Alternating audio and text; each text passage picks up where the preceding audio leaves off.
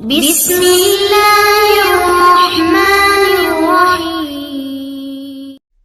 السلام علیکم۔ آج کا واقعہ ہے ولی اللہ نے ہندو ماتا سے شادی کیوں کی۔ پرانے زمانے کی بات ہے کہ یمن ملک میں ایک مسلمان بادشاہ کی حکومت تھی۔ بادشاہ بہت اچھا تھا، بلکہ اس کے دل میں اللہ والوں کی بہت زیادہ محبت تھی۔ اسی وجہ سے بادشاہ نے ایک نیک فقیر سے دوستی کی۔ وہ نیک فقیر درویش ہمیشہ بادشاہ کے ساتھ رہتا تھا، یعنی جب جب بادشاہ کو ضرورت پیش آتی وہ درویش بادشاہ کی مدد کے لیے پہنچ جاتا۔ ناظرین، بادشاہ کے اندر یوں تو بے شمار خاصیت تھی، لیکن ایک بری عادت تھی کہ وہ جب کسی خوبصورت عورت کو دیکھتا تو چاہتا اس کو اپنے دربار میں لے آؤں، لیکن اس سے نکاح نہیں کروں، بلکہ بغیر نکاح کے اس کے ساتھ زندگی گزاروں۔ درویش نے بہت بار بادشاہ سے کہا کہ حضور، اگر آپ کسی عورت کو پسند کرتے ہیں تو اس سے باقاعدہ نکاح کریں۔ اسلام میں شادی کرنا برا نہیں ہے، نکاح کرنا برا نہیں ہے، لیکن زنا کرنا برا ہے۔ آپ جس طرح غیر محرم عورت پر نظر رکھتے ہیں یہ بہت بری بات ہے۔ بادشاہ اس کی ہر بات مانتا، لیکن یہ بات نہیں مانتا تھا، بلکہ اکثر ڈانٹ دیتا اور کہتا کہ دیکھو، میں ایک بادشاہ ہو کر تمہاری ہر بات نہیں مان سکتا، تمہارے لیے یہ بہت ہے کہ تم میرے دوست ہو۔ درویش چپ ہو جاتا کہ بادشاہ کو سمجھانا بیکار ہے، لیکن ناظرین، اس درویش نے بادشاہ کا ساتھ نہیں چھوڑا کہ کبھی نہ کبھی میرے ساتھ رہ کر ہو سکتا ہے بادشاہ حضور بات کو سمجھ ہی جائے۔ ایک روز بہت تیز طوفانی بارش ہوئی تو فقیر کی جھوپڑی ہوا سے اڑ گئی۔ صبح بادشاہ کے سپاہی فقیر کو لینے آ گئے تو اس کی بیوی نے کہا کہ آپ کو جانے کی ضرورت نہیں، کبھی آپ نے بیوی بچوں کا بھی خیال کر لیا کرے۔ بادشاہ کو تو آپ کی کوئی فکر نہیں، آج شکار پر جانے کی بجائے جھوپڑی کی مرمت کرو۔ اگر بادشاہ آپ کا اتنا ہی دوست ہے تو پھر آپ کو محل کیوں نہیں دیتا؟ بیوی کی بات فقیر کے دل پر لگی اور اس کو بہت برا لگا۔ اس نے کہا کہ میرا دوست مجھے بہت کچھ دینا چاہتا ہے، لیکن میں اسے نہیں لیتا۔ بیوی کو اس نے سمجھا دیا، لیکن سپاہی نے یہ بات سن لی۔ ناظرین، ان میں سے ایک سپاہی نے بادشاہ کو جا کر یہ سب کہہ دیا کہ فقیر کی بیوی کہہ رہی تھی کہ آپ اس کے دوست ہیں، لیکن آج تک آپ نے اسے ایک محل بھی نہیں دیا۔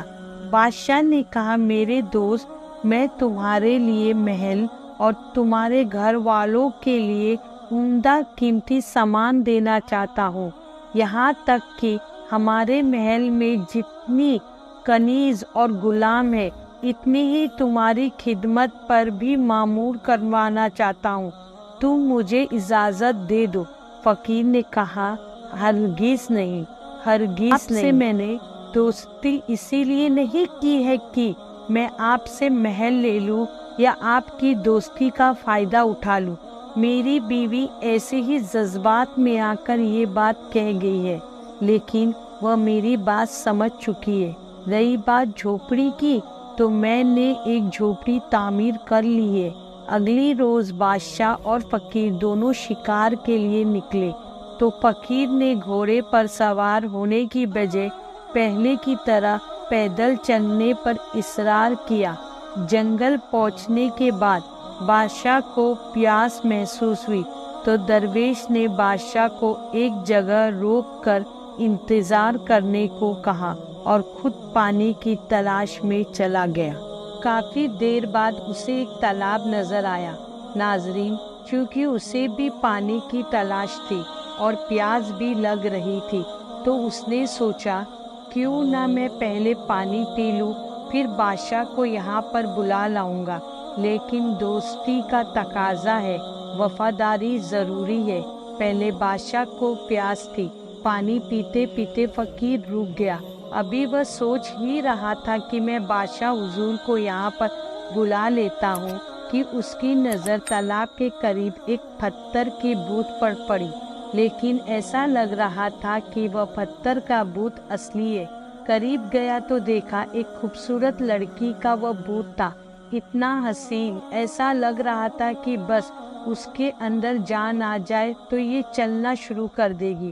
اسے معلوم تھا کہ بادشاہ چاہے اللہ والوں کو پسند کرنے والا کیوں نہ ہو، لیکن حسین عورتوں کو بہت پسند کرتا ہے، اور اس نے اگر یہ پتھر کی مورتی دیکھ لی تو ضرور اصرار کرے گا کہ اسے ہمارے محل میں لے چلو۔ اس نے قریب پڑی ہوئی جھاڑیوں کو اٹھایا اور اس پتھر کی مورتی کو ان جھاڑیوں سے چھپا دیا۔ اب وہ بادشاہ کے پاس گیا، اسے تالاب کا بتایا۔ دونوں تالاب پر پہنچ کر اپنی پیاس بجھانے لگے۔ پھر بادشاہ نے فقیر کو لکڑیاں لانے کا حکم دیا تاکہ ان پر گوشت بھون کر کھانا کھا سکے، اور خود وہیں آرام کرنے لیٹ گیا۔ درویش قریبی گاؤں کے لیے چلا گیا۔ بادشاہ یہاں وہاں کا نظارہ کر رہا تھا، اتنے میں اس کی نظر جھاڑیوں پر پڑی۔ اسے لگا جھاڑیوں کے درمیان میں کوئی شے موجود ہے۔ یہ سوچتے ہی بادشاہ ان جھاڑیوں کے پاس جب گیا تو پتھر سے بنی ہوئی ایک مورتی جھاڑیوں کے اندر اسے الجھی ہوئی نظر آئی۔ اس نے جھاڑیوں کو ہٹایا تو دیکھا اتنی حسین عورت جو اس نے آج تک نہیں دیکھی تھی، بس وہ بے جان تھی، ہل نہیں سکتی تھی۔ سچ میں مورتی پر اس کا دل آ گیا۔ ناظرین، وہ بادشاہ تو پہلے ہی عورتوں کا سودائی تھا، تو فقیر جب لکڑیاں لے کر آیا تو بادشاہ نے اسے حکم دیا کہ میں تمہیں حکم دیتا ہوں کہ اسے میرے ساتھ لے چلو، لیکن بادشاہ حضور یہ مورتی یہاں سے ہل نہیں سکتی، اور مجھے لگتا ہے کہ اسے کسی خاص عقیدت مند نے یہ بنایا ہوا ہے، یعنی کسی غیر مسلم نے۔ ہو سکتا ہے وہ اس کی مورتی ہو، دیوی ہو جس کی پوجا کرتے ہو۔ اگر آپ یہاں سے اسے لے کر جائیں گے تو بلا وجہ کہیں دنگا فساد نہ ہو جائے۔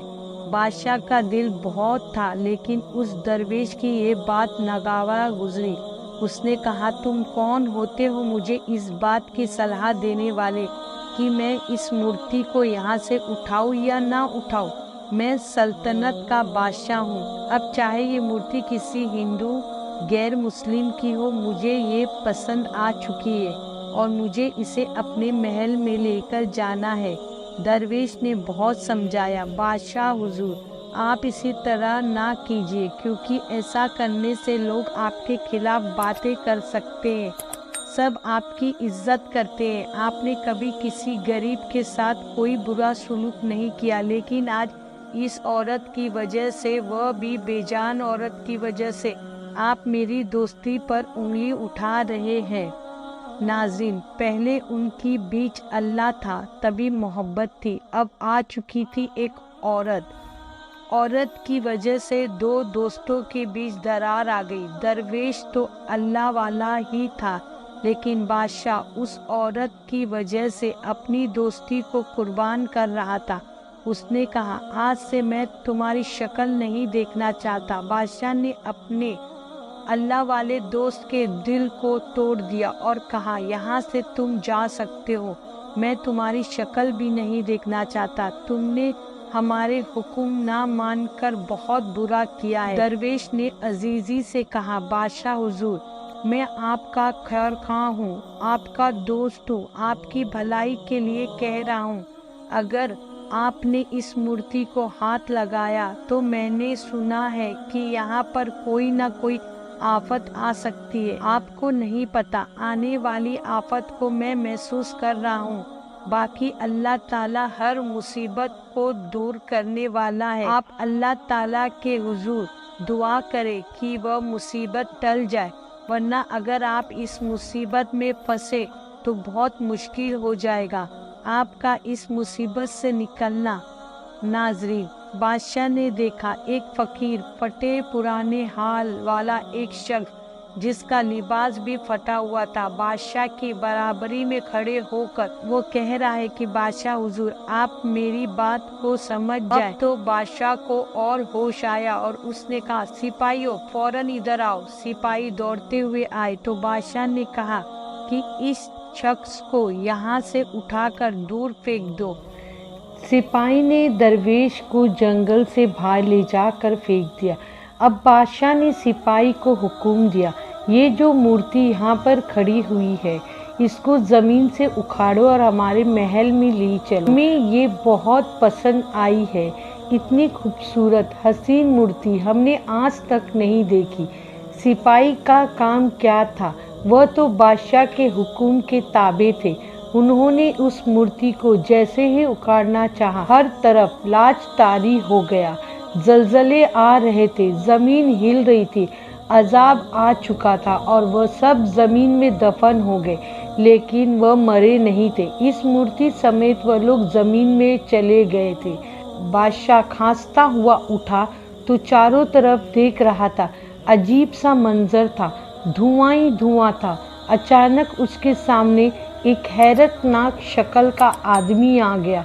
नाजरीन, बादशाह ने पूछा, तुम तो वो कहने लगा कि मैं एक जादूगर हूँ, सामिर जादूगर। तुमने हमारी मूरत को हाथ लगाकर बहुत बुरा किया और तुम्हारे साथ जो होगा तुम सोच भी नहीं सकते। हम तुम्हारी बलि चढ़ाएंगे।